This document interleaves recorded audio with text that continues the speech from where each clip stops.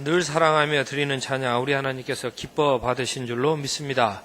오늘 예배에 나오신 모든 성도님들 주님의 이름으로 환영합니다. 마음을 열어주는 101가지 이야기에 실린 글입니다. 15살 소년이 뇌종양으로 고통을 받고 있었습니다. 소년은 반복해서 방사능 치료와 화학요법 치료를 받았습니다. 이로 인해서 소년의 머리카락이 다 빠지고 말았습니다. 그 모습이 부끄러워서 학교에 나가기가 어렵게 되었습니다. 이때 같은 반 친구들이 자청해서 우리도 삭발을 하겠다고 나섰습니다. 그래서 부모에게 부탁을 했고 가족들이 지켜보는 가운데 어머니가 아들의 머리를 삭발해주는 그런 사진이 실렸습니다. 또 그 뒤에 역시 삭발한 친구들이 나란히 서 있는 사진이 실려서 많은 사람들에게 감동을 주었습니다. 저는 어제 밤에 우리 이승훈 선수가 5000m 스피드 스케이팅 하는 것을 보았습니다. 잘 그 얼음을 제치고 나아가는데 그래도 평소보다는 좀 기록이 덜 나왔습니다. 그 부모의 심정이 얼마나 안타까웠겠는가 그런 생각을 했습니다. 또 오늘 아침에 들으니까 아사다 마오 선수가 이 트리플 엑셀을 단체전에서 여자 피겨 스케이팅 단체전에서 시도하다가 넘어진 모양입니다. 근데 저는 그 아사다 마오 선수를 보면은요 참 존경스러워요. 왜냐하면 자기 기량을 하여튼 그 위험을 감수하고 그렇게 도전한다는 그런 정신이 참 저보다 나이도 어리지만은 참 대단하다, 참 존경할 만한 선수다라고 그렇게 생각을 합니다. 오늘 본문 말씀에서 짠맛을 잃으면은 쓸모없게 될 수 없다라는 그런 말씀을 듣게 됩니다. 유대인들은 소금바다 사이를 잘 알고 있습니다. 그래서 소금의 짠맛이 무엇인지 잘 알고 있습니다. 또 그 옆에 그 소금 기둥이 있는데 바람이 많이 불어서 그 소금이 맛을 잃게 되는 그런 현상에 대해서도 잘 알고 있습니다. 예수님께서는 우리에게 세상의 소금이라 이 말씀하시면서 너에게 그 짠맛이 있느냐 확인해 보라고 알려주시는 말씀입니다. 우리가 예수님을 닮아서 정말 하나님을 경외하고 있는지 또 다른 사람을 섬기고 있는지를 점검하라 하신 그런 이 말씀입니다. 고린도후서 4장 5절에 우리는 우리를 전파하는 것이 아닙니다. 우리는 예수 그리스도께서 주님이 되신 것을 전파합니다. 또 우리는 예수님께서 우리의 주님이 되셨으니 주님을 위하여서 우리가 너희의 종된 것을 전파합니다. 라고 그렇게 말씀을 하고 있습니다. 신년 새벽 축복 성회에서는 우리가 자유를 얻었지만은 그 자유로 육체의 기회를 삼지 말고 오직 사랑으로 종로로 타라 하신 말씀을 가지고 우리가 신년 기도회를 가졌습니다. 소금은 사용되라고 있는 것입니다. 구경하라고 있는 게 아닙니다. 주님께서는 나귀가 메어져 있으면 무슨 소용이냐. 나귀가 풀려서 사용하게 하라. 그렇게 말씀하셨죠. 그래서 그 주인이 주께서 쓰시게 하라라는 이 말씀에 순응했던 것을 우리가 알고 있습니다.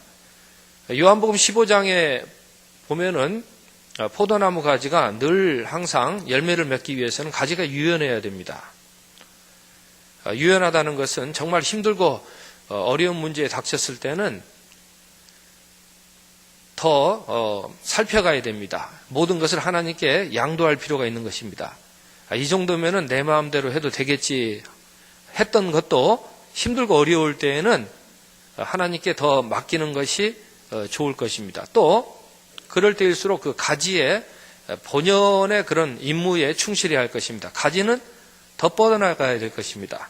그러니까 자기보다 더 힘든 사람을 중보하면서 그렇게 사는 것이 이런 표현이 적합할지 모르겠지만 위기 탈출의 그런 주님께서 마련하신 방편도 될 수 있을 것입니다. 야고보서 1장 25절에서 27절 보면 참된 경건이라고 하는 것은 내가 힘들다고 하더라도 나보다 더 힘든 사람을 돌아보는 것이다 라고 말씀하신 것을 우리가 기억할 수 있었으면 좋겠습니다. 이런 짠맛이 우리에게 있는지, 그런 짠맛이 없으면은 이 쓸모없게 된다라는 그런 말씀, 오늘 본문의 말씀이 되겠습니다.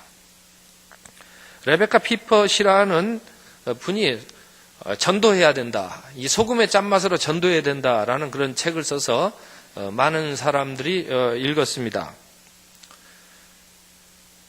전도에 대해서 무감각한 시대가 된 것 같습니다. 이제는 다 입에 우리가 달고 사는 말이 이제는 전도 안 됩니다. 전도해봐야 안 됩니다. 그런데 주님께서는 우리에게 이렇게 말씀하시는 것 같아요. 전도해봤니?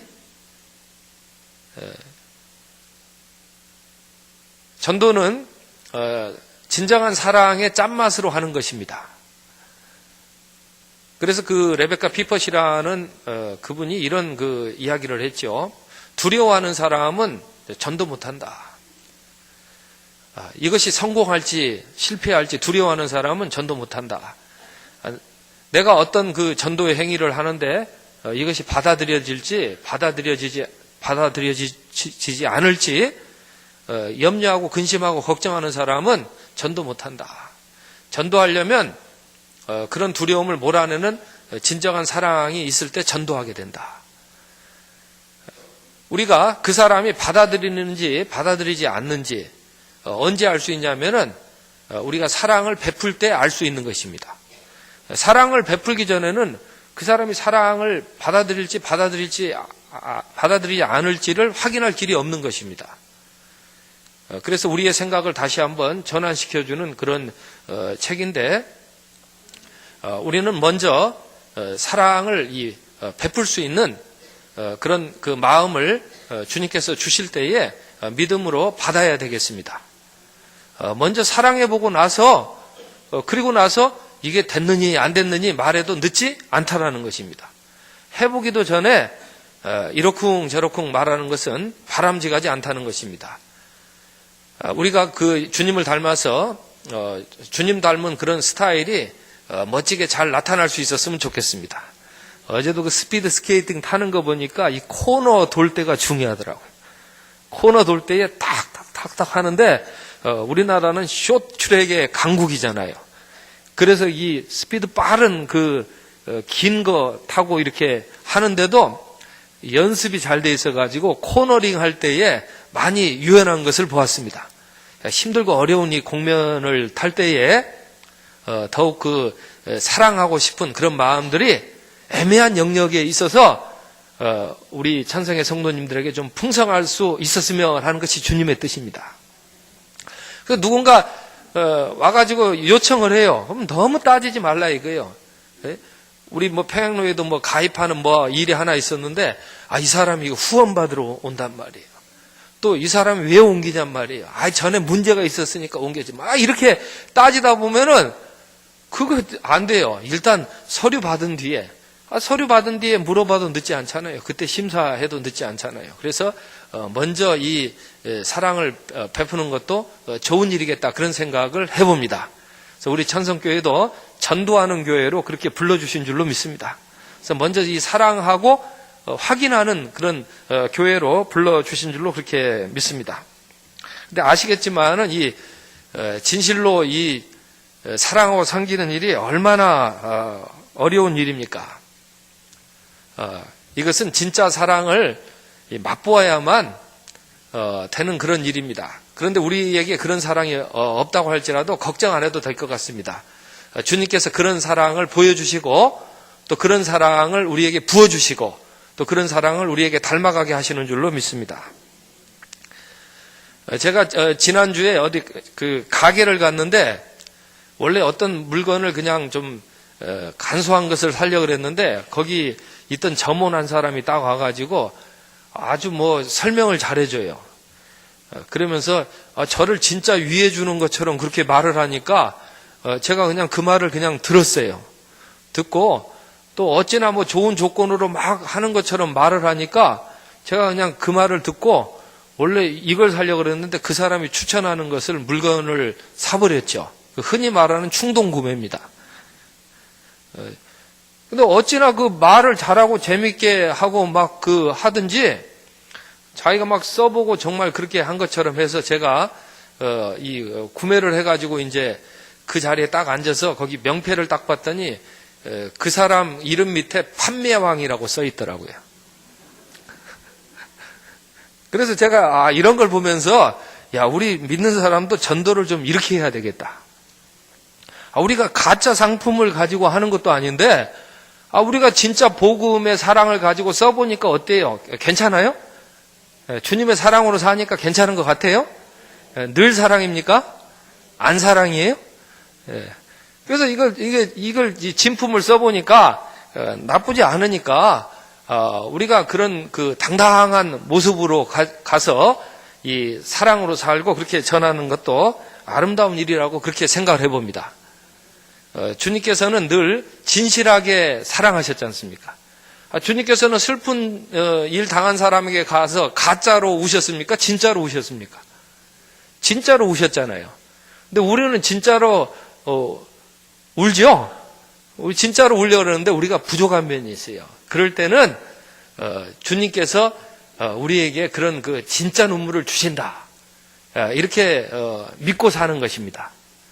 그럴 때 우리에게 그런 진솔한 사랑을 주님께서는 늘 베풀어 주시는 줄로 믿습니다. 주님께서는 사마리아 여인 만나실 때에도 너 방식으로 잘 사니까 나 모르겠다 하고 그냥 지나치지 않으셨습니다. 주님께서는 분명히 그 여인이 가지고 있는 문제에 대해서 이야기를 하셨고 그 이야기를 하셨는데 왜 잘 받아들여지게 되고 물론 그렇게 해도 안 받는 사람도 있겠지만은 좋은 결과를 나타내게 되었냐면은 주님께서 자기를 희생하는 사랑으로 자기를 낮추는 사랑으로 그 여인을 섬겨주시고 돌보아 주셨기 때문에 그 여인이 자기의 어려운 문제도 이제는 주님께서 해결해 주심을 믿고 받아들이게 된 것입니다. 우리에게 그런 사랑을 닮아가게 하시는 줄로 믿습니다. 그래서 그 여인이 나가서 어떻게 살았냐면은 주님을 닮아서 산 것이죠. 그 여인이 하나님을 예배하는 데 있어서 상당히 애로사항이 있었습니다. 하나님을 진정으로 예배하는 데 있어서 마음은 있었는데 잘 되지 않았는데 예수님 만나고 예수님의 사랑을 느끼고 예수님의 사랑을 체험하고 예수님을 닮고 나니까 이 여인이 예배하는데 큰 기쁨과 즐거움으로 예배했습니다. 오늘도 주님께서는 우리에게 똑같은 은혜를 베풀어 주시는 줄로 믿습니다. 어떻습니까? 예배하러 나오면은 저는 어떤 비타민을 먹은 것보다 어떤 산삼 제품을 먹은 것보다 힘이 나고 그러는데 그런 예배를 드려보시지 않겠습니까? 저도 이 분야에 좀 판매왕이 됐으면 좋겠는데 제가 좀 부실한가 봐요. 그래서 여기에서 우리 성도님들이 좀 좋은 그런 판매왕들이 많이 좀 나오셨으면 좋겠습니다. 페스탈로치라는 유명한 교육가가 있는데 학교에서 그냥 교실에서 배운 것은 집에 오는 길에 다 잊어버린다. 그런 얘기를 했어요. 그런데 사랑을 가지고 나누는 이 체험을 같이 하는 이런 기억은 상당히 오래 간다. 그런 이야기를 했습니다. 우리 집에서 우리 부모님들이 저 같은 경우도 자녀들한테 일찍 일어나라, 빨리 자라, 정리정돈해라, 컴퓨터 그만해라, 공부해라. 이게 설문조사 5위부터 1위라 그럽니다. 근데 우리 자녀들이 대체적으로 이렇게 말하면 잘 받아들입니까? 안 받아들입니까? 잘 안 받아들이죠. 그럼 어떻게 합니까? 열이 나죠. 저도 그럽니다. 열이 나서 이렇게 말하면 굉장히 분위기가 험악해집니다. 분위기가 이렇게 나오는데 그런데 뭔가 좀 중요한 게 필요하지 않나 생각합니다. 주님께서는 자기를 희생하는 사랑으로 좋은 것을 보여주시고 전하기를 원하시고 그렇게 하셨다는 사실을 우리가 기억할 수 있었으면 좋겠습니다. 두 가지를 얘기 드렸습니다. 소금이 그 맛을 잃으면은 아무런 쓸모가 없다라는 것을 말씀을 드렸고, 두 번째는 우리에게 그런 그 소금의 짠맛이 원래 우리에게는 정품 소금의 맛이 나지 않으니까 주님께서 보여주신 그 사랑을 우리가 받아들이는 것이 필요하다라는 것을 말씀드렸습니다. 그러면 세 번째 메시지는 뭐가 되겠습니까? 주님께서는 그런 진짜 사랑을 우리에게 오늘 또 풍족하게 공급해 주신다. 그런 말씀을 드리고 이 설교를 맺고자 합니다. 어제도 이 빙판길이 될 그런 소지가 있었는데 우리는 그래도 공급받은 염화칼슘이 있어가지고 그거 뿌려가지고 아마 교회 오실 때 한 분도 넘어지지 않고 그렇게 오셨기만을 바랍니다. 그 염화칼슘이니까 소금이 들어간 거겠죠. 그 소금이 오늘 또 쓰여야 되고 소금이 오늘 또 요긴하다는 것입니다. 그래서 TV 방송만 들으면은 소금 줄여야 된다. 꼭 무슨 소금이 적이나 되는 것처럼 공공의 적처럼 막 저염식을 해야 된다. 그러는데 오늘 보니까 예수님은 소금이 참 필요하다.